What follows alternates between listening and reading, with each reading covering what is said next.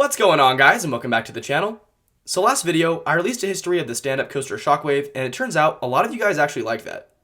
So, as I was scrolling through the comments on that video, I came across one from user merkerb who said, if you want a challenge, do a video on the stand-up coaster that was at Six Flags St. Louis for only about a year.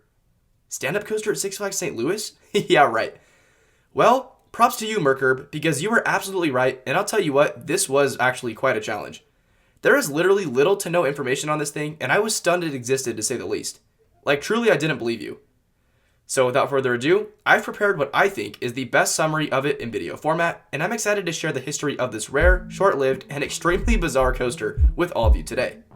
So of course, what is it, and where did it come from? This is the story of Six Flags St. Louis's Railblazer.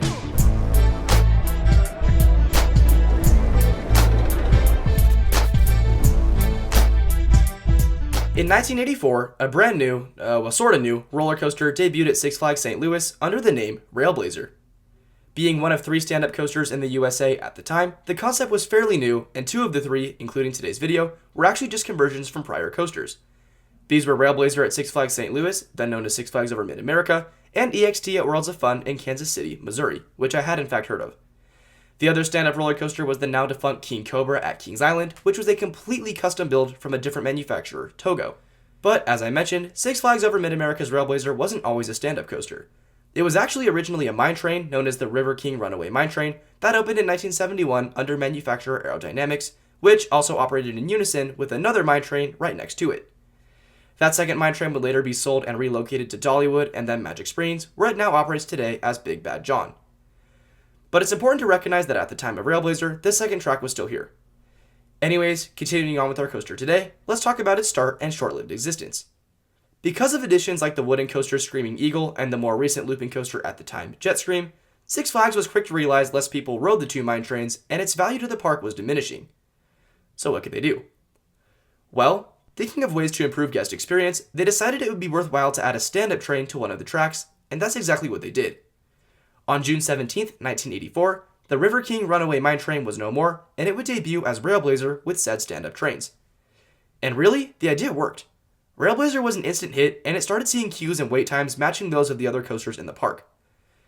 However, unfortunately, this didn't last long, and a major accident was reported just 3 weeks into operation. In St. Louis, Missouri, the Railblazer stand-up roller coaster has not rolled 1 inch since Stella Holcomb lost her life while riding it Sunday night. As we made this sharp whip, she was gone, just like that. We have a locked shoulder harness, a locked knee brace, and the third safety belt that's also locked on top of it. So, again, from a theoretical standpoint, that shouldn't occur. On July 7, 1984, a woman reportedly slipped out of her seat, collided with a tree, fell to the ground, and was killed on impact. There are numerous accounts of what actually occurred. However, most state the woman was overweight and the harness simply didn't close securely. Of course, an investigation was then launched on the ride, and investigators came to the conclusion that there was no mechanical issues with it at all. In fact, the restraint mechanism was latched the entire time. She simply managed to slip out, probably at the fault of a poor restraint system, which contradicts itself, but I really have no idea what went on. Anyways, there aren't many images of the cars or their restraints online. However, as noted by Happy Productions, it looks to have had 3 sorts of harnesses, one around your waist, one around your knees, and one around your shoulders. Since it never really held a person in place perfectly, it was definitely a poor design to say the least. In more recent stand-up coasters, however, you must straddle a seat like a bicycle, to which a shoulder harness snaps against the rider. That said, a month after the disaster, on August 8th, Railblazer was then reopened with updated restraints to the public and began operating per usual. This was also short-lived though, and at the end of the year, it was shut down permanently with no heads up or hints as to why. Officials from Six Flags only stated that the roller coaster failed to appeal to the public.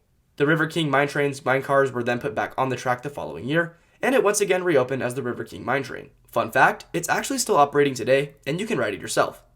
I did a few years back, and it's cool to have such a history on it. With that said though, we have now reached the end of the video, so as always, it's been a major pleasure creating new content for all of you, and I'd like to invite you to like and subscribe if you enjoyed today's content. I mean, what a weird coaster. Of course, stay tuned for yet another video coming in a couple days, that should be exciting. But otherwise, feel free to catch up with us as well on Instagram for those daily posts. Until then, I hope you guys enjoy the rest of your day, and we'll see you all then. See ya.